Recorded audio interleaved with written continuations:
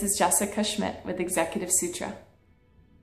What's the number one most important strategy for amplifying your 2015 performance as a leader?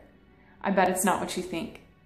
I'll be sharing this tool now in January so that you can get the most out of your year, living and leading at your highest potential.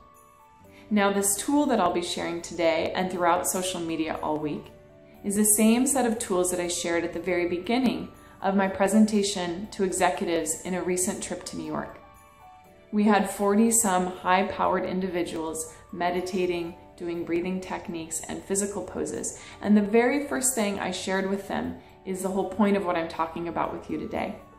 So if you want to see some of those pictures from the event, find us on social media, Instagram and Facebook at Executive Sutra. Now, why was I sharing these tools that were so important at the beginning of this presentation, same tools that I'm sharing with you now? It's because I realized that people are burnt out. We're setting our intentions for the year, which is really exciting, but our mind is about 3 steps ahead of our bodies.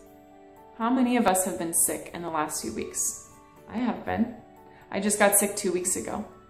It's almost the body's way of saying, hey, we know you're going to go after these goals, but chill for a second. Just pause and take care of yourself. So what's the number one most important thing you can do as a leader in 2015?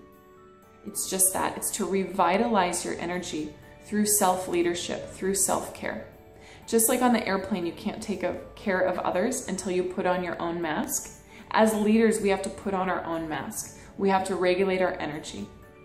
Did you know that 90% of illness is stress-related? And 70% of employees are not engaged on their jobs. So we're very caught up in our tasks. You know, the wheel is spinning and it feels like it's spinning faster and faster. But what we don't realize is that we are spinning the wheel, not only for ourselves, but also for our employees. In the Yoga Sutras, they also talk about this, saying the pain which is to come is avoidable. So how do we avoid this future pain? How do we avoid this suffering for ourselves and those that we lead? There's a simple technique, and that is watching your breath.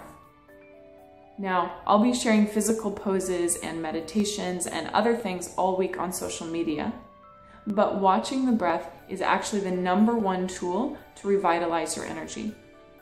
And why is that?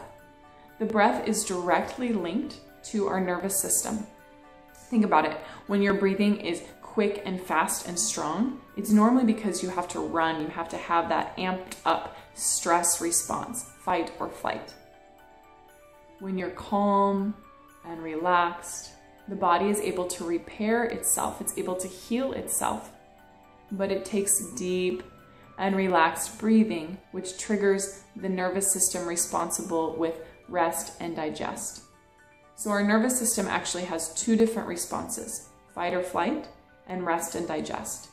Even when we're in a stressful situation, we can be in this rest and digest state by monitoring our breath. So let's do a little bit of that now. Sit up tall and take a full deep inhale. As the breath comes in, can the body not only lift up, but also expand from side to side so your rib cage is getting broader.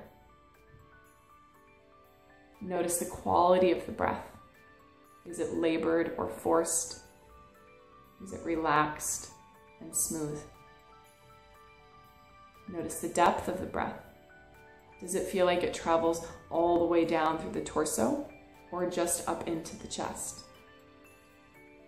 The more we can make the breath full and rich, the more we can stay in that state of relaxation, no matter how stressful the world around us or how many things we have to get done. So I invite you for 3 minutes each day for the next 3 days to try this tool. Let me know how it goes. And if it's helpful for you, then check back in with us on Facebook, Twitter, Instagram, and our YouTube channel, Executive Sutra, to find additional tools all week for revitalizing your energy and leading at your peak potential.